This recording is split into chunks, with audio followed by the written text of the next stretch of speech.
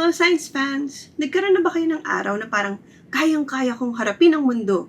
Tapos biglang sa susunod na linggo, oh my God, ayoko na.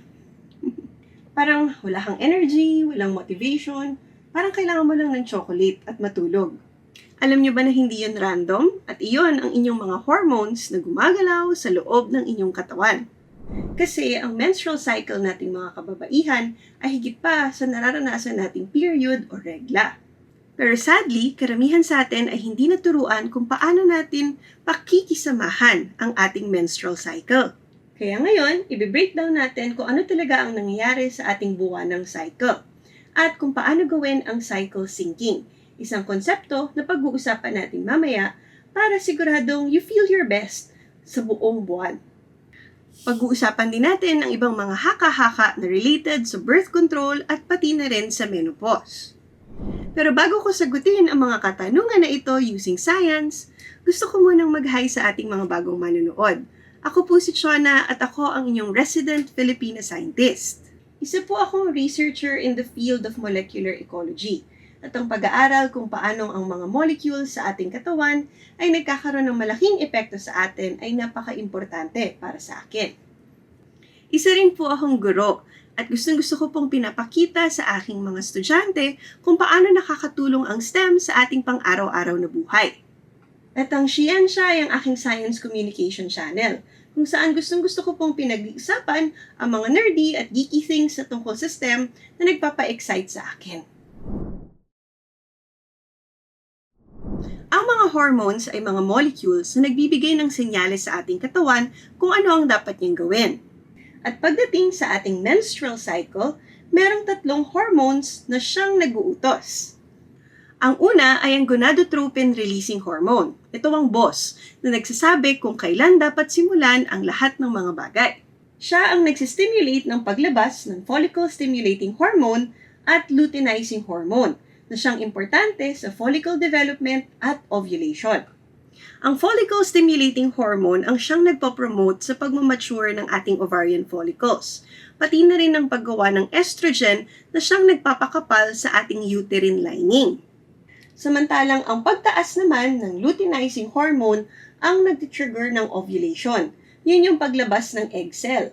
At nagsistimulate din siya ng progesterone na siyang nagpe-prepare ng endometrium, yung lining ng ating uterine, for potential implantation o pagdikit ng isang fertilized na egg cell.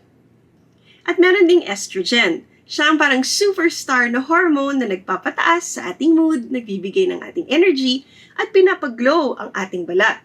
Sabi nila, nagpipeak ito bago tayo mag-ovulation. Kaya kadalasan, pag maraming estrogen, dito tayo parang napaka-confident. Pero meron ding progesterone. Ito naman ang tinatawag na calming hormone, pampakalma. Pagkatapos ng ovulation, progesterone ang tumadami sa ating katawan. Pinaprepare niya tayo sa isang posibleng pagkabuntis o pregnancy. Pero pag walang fertilization na nangyari, kung ang egg cell natin ay hindi na-fertilize ng sperm, bumabagsak ang levels ng progesterone.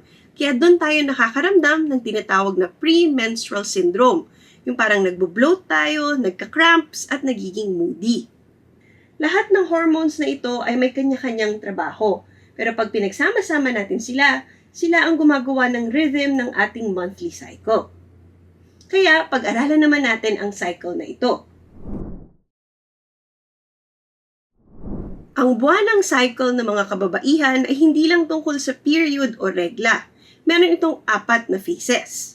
Ang una ay ang menstrual phase na tumatagal from day 1 to day 5. Ito ay pag ang hormone levels natin ay nasa pinakamababa at ang katawan natin ay naglalabas ng uterine lining. Ito ang dugo na naglaline sa ating uterus. Sa mga panahon na ito, mababa ang ating enerhiya. Posibleng nakakaramdam tayo ng cramps at kailangan nating magpahinga. Ito ang tamang panahon para mag-slow down at maging kind o mabuti sa ating sarili. Ang susunod naman ay ang follicular phase, which is nangyayari mula day 6 hanggang day 14. Tumataas ang ating estrogen levels, kaya gumaganda ang ating mood, tumataas ang ating creativity, at bumabalik ang ating focus. Sa mga panahon na ito, nararamdaman mo na medyo social ka, motivated ka sa trabaho mo, at ready ka para humarap sa mga bagong challenges ng buhay. Ang susunod na phase ay ang ovulation na nangyayari sa day 14. Ito ang peak ng ating energy levels. Tayo ay nasa ating pinaka-confident, outgoing, at sinasabi nilang pinakamaganda. Ito ang pinakamagandang panahon para gumawa ng mga presentations, sumali sa mga social events, at sumubok ng mga bagong bagay. At ang huling phase ay ang luteal phase na nangyayari mula day 15 hanggang 28. Dito pumapalo ang progesterone, kaya medyo mas introspective tayo.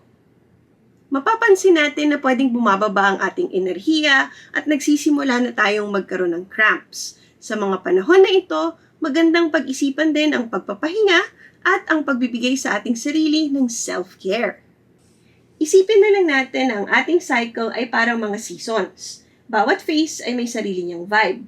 At pag tayo ay nag-work with it, ang life ay parang mas madali o mas smooth. Dito papasok ang konsepto ng cycle syncing.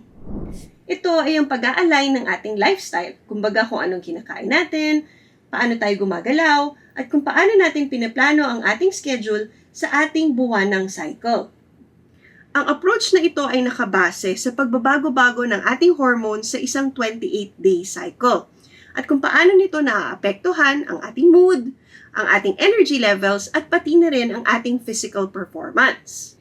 Marami ng pag-aaral ang sumusuporta sa idea na ang hormonal changes na nararamdaman natin ay napakalaki ng impact kung paano tayo nakakaramdam at nagpo-function. Pero bakit ba ito importante? Sa napakatagal na panahon, ang kalusugan nating mga kababaihan ay hindi masyadong iniintindi. Ang sinasabi lang sa atin ay mag-push through sa mga cycles na nararamdaman ng katawan natin. Pero pag pinakinggan natin ang ating katawan, marirealize natin na hindi naman natin siya dapat kalabanin. We can actually work with it.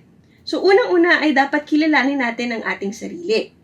Kapag inintindi natin kung paano gumagana ang ating hormones at paano niya tayo naaapektuhan, mas mapaplano natin ang ating buhay ng mas maigi. For example, pag alam mong nasa follicular phase ka na, alam mong mataas ang energy mo at pwede kang makisalamuha sa maraming tao, pwedeng dyan mo planuhin yung mga high-intensity workouts o kaya yung gimmick kasama ang mga barkada mo.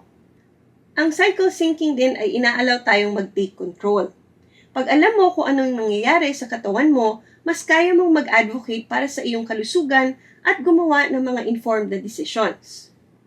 Pag mas kinikilala mo ang iyong katawan, mas pwede kang gumawa ng mas magagandang desisyon para sa iyong kalusugan at kung paano ka gumagalaw sa iyong buhay.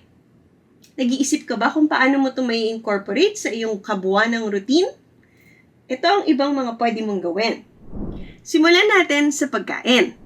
Pag ikaw ay may menstruation o regla, nakakaramdam ka ng pagkawala ng dugo na pwedeng magpababa ng iyong iron levels. Dahil dito, pwede kang magdagdag ng iron-rich food sa iyong kinakain, katulad ng spinach, lentils, red meat, o kaya beans para mas dumami ang iron mo. Mag-focus ka rin sa gentle movements, katulad ng yoga o kaya paglalakad para mabawasan ang cramps at pwede kang makarelax. So pag follicular phase ka naman, tumataas ang estrogen levels mo. Kailangan mo ng fresh na fruits at vegetables kasi sila ang pinakamagandang source ng vitamins, minerals at antioxidants na makakatulong sa iyong kalusugan. Siyempre, magdagdag ka rin ng pagkain na mataas ang fiber para mas gumanda ang iyong digestion. Sa panahon na ito, magandang mag-strength training at cardio workouts para makapitalize mo ang iyong stamina at mood. Kapag ovulation naman, kumain ka ng pagkain na maraming healthy fats, katulad ng avocado o kaya nuts, para ma-maximize ang hormone production. At dahil mataas ang energy mo, pwede kang mag-high-intensity workouts o kaya running. At pag panahon na ng luteal phase, pwede kang mamili ng mga complex carbohydrates katulad ng sweet potatoes para ma-manage mo yung cravings mo. At gumawa ka lang ng mga moderate exercises katulad ng pilates o kaya stretching para ma-maintain mo yung fitness habang binabawasan mo ang tension na pwede mong nararamdaman. Kapag pinapakinggan mo ang rhythm ng iyong katawan, lahat ng bagay, mula sa iyong mood, sa iyong energy, pati na rin sa iyong balat, ay gumaganda din. Harapin naman natin ngayon ang pinakalaging tinatanong tungkol sa cycle syncing. Pwede ka bang mag-cycle sync kung gumagamit ka ng birth control pills? Ang sagot ay medyo komplikado at kailangan ng mas malalim na pagkakaintindi kung paano gumagana ang contraceptives at paano nito naaapektuhan ang ating menstrual cycle. Kapag ikaw ay gumagamit ng hormonal birth control katulad ng pill o kaya ng IUD, ang iyong katawan ay hindi dumadaan sa mga normal na phases ng menstrual cycle kasi pinipigilan ng mga ito ang ovulation at binabalance nito ang hormone levels mo. Pero hindi ibig sabihin nito ay hindi ka na naapektuhan ng monthly cycle at na hindi mo na pwedeng gawin ang cycle syncing. Kailangan mo pa ring bantayan kung ano ang nararamdaman mo sa isang buwan at i-match ang iyong lifestyle sa nararamdaman mo based sa mga hormones na tumataas pa rin at bumababa. Kunwari, kahit naka-hormonal birth control ka, pwede pa rin magkaroon ng tinatawag na withdrawal bleed kesa isang true menstrual period. At sa mga panahon na ito, nakaka-experience ka pa rin ng variation sa iyong mood, sa iyong energy levels at sa iyong appetite.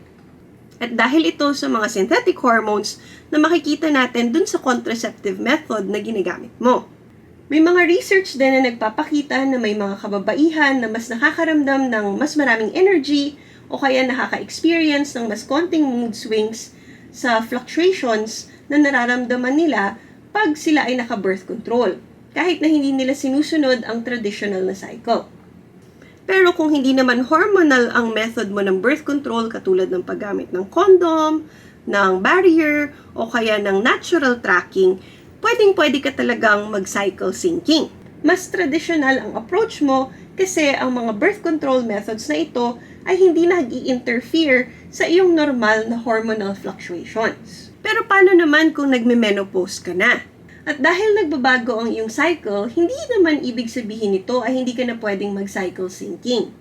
Ang perimenopause, which is yung transition papunta sa menopause, ay medyo nakakagulo kasi nagiging unpredictable yung period o regla ng isang babae.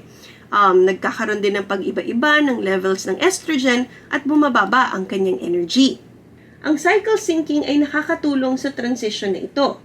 Pwede kang mamili ng mga lower intensity workouts katulad ng pilates, yoga o kaya paglalakad para makatulong sa iyong energy levels. Kailangan mag-focus ka sa pag-inom ng tubig sa hydration at sa pagkain ng isang nutrient-dense na diet para mas makarecover ang iyong katawan. Kailangan mo ring habaan ang iyong pagtulog at kailangan high quality ito kasi yung mga transition na nangyayari sa katawan mo ay pinapahirapan tayong magpahinga. Kahit na ang cycle mo ay hindi kasing regular ng dati, pag pinapakinggan mo ang signals ng iyong katawan, mas makakatulong ito para ikaw ay maging balanced at maging in control. Sikat na sikat ang cycle syncing sa TikTok at iba pang social media. Pero ano ba talaga ang research tungkol dito? As of today, ang mga resulta ay medyo mixed pero maraming interesting na insights.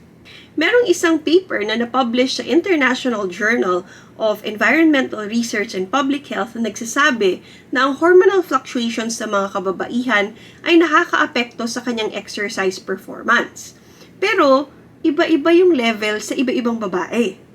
Meron pang isang study galing sa University of Lyon na nagpapakita na ang factors katulad ng pagtulog at overall lifestyle ay nagpi-play ng napakalaking role sa pag-regulate ng ating menstrual cycle.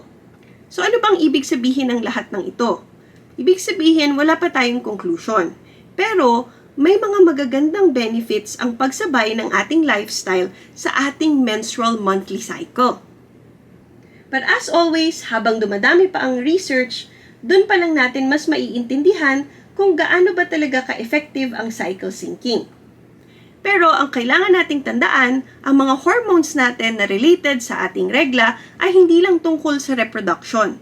Naapektuhan nila ang ating energy, pati na rin ang ating mood.